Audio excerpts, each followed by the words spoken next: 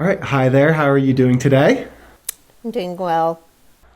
Glad to hear that. So, if you could for us, please just introduce yourself. Give us your name, your title, a short bio about yourself, your credentials, and then state the title of the article you'll be talking about today. My name is Kristen Benavides. I am the wound care manager at Del Seton Medical Center at the University of Texas here in Austin. I am an MSN RN CWOCN, and my article is Fistula Management Basics. I wrote this article with the intent to reach the primary nurse who is taking care of or who may encounter or take care of a fistula patient at bedside. Awesome. Well, thank you for sitting down with us today. If you could just briefly give an overview of why nurses should read this article.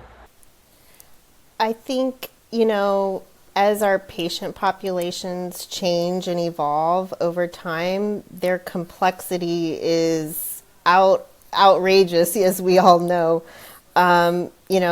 It's changed since the days of Florence Nightingale. Of course, we're managing so much more, not only, active diabetes, wounds, but also, the psych part component of it, and then the social components as well.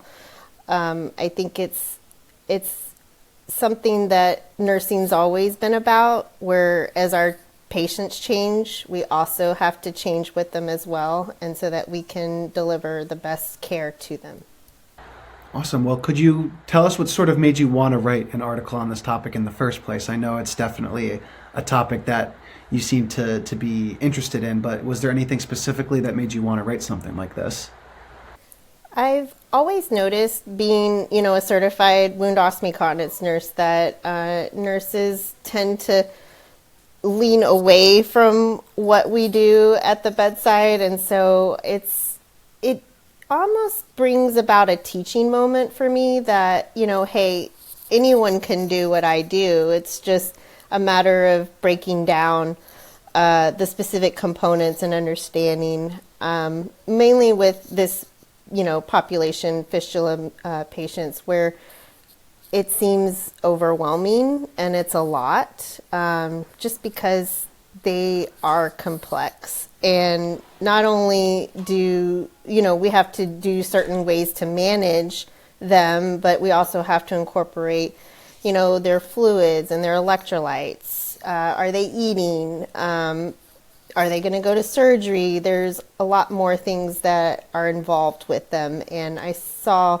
a lot of nurses who really didn't understand what these patients go through. It's weird having that abnormal connection in the body that's not supposed to be there. And, I think as a new nurse, that's like, ooh, I never heard about this. I never learned about it. And so that's why I wanted to write this article to a specific audience. And so that, hey, it's just breaking down the basics and being able to understand the components of that specific patient. And, a lot of these patients with fistulas do often feel overlooked. They feel that, their nurse is nervous to care for them. And, that's something that we don't want our patients to ever feel, that we are not incapable of caring for them, because we are capable. So I know that was another reason for me writing this article. All right. Well, you did mention that it's a very complex topic, and I know it's very important to you and to a lot of nurses. So, since it's so complex and so important, if you could just zero in on 2 to 3 key things that you would want nurses to take away from this article, what would those 2 to 3 things be? 2 to 3 things. Of course, number one, talking with the patient. Don't feel like they don't matter, in a sense. It's more about saying, if you're uncomfortable or you've never cared for a patient with a fistula, reach out and say, hey, do you know a little bit about what's going on? You know, because a lot of times they do, and they've been having to manage it on their own. So that's one thing, definitely talking with them and learning from them in a sense, because oftentimes they know a lot more about their disease process, and that strikes up a conversation where the patient ends up teaching you instead of the other way around, right? Another is that there is different forms of treatment depending on the type of fistula. And so whether it's one that comes to the skin surface versus one that's internal, you know, no two fistulas are ever the same. So each one must be individualized, and thus their treatment plan accounted for in that aspect.